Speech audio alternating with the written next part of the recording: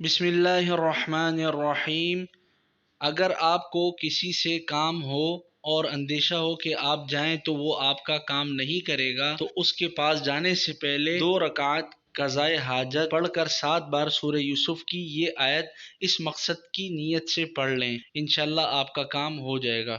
آیت کے الفاظ یہ ہیں: اعوذ باللہ من الشیطان الرجیم، بسم اللہ الرحمن الرحیم۔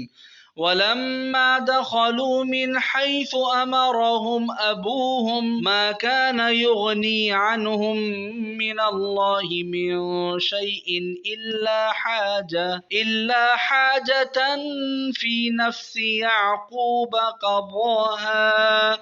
اگر ممکن ہو کام کی جگہ پہنچ کر بھی پڑھتے رہیں، متعلقہ شخص آپ کا کام انشاءاللہ العزیز لازمی طور پہ کرے گا۔ اگر آپ کو ویڈیو پسند آئی ہو تو اسے لازمی طور پہ آگے شیئر کیجیے گا، اور اگر ابھی تک آپ نے ہمارے چینل کو سبسکرائب نہیں کیا ہے تو سبسکرائب کر دیجیے گا۔ جزاک اللہ خیرہ۔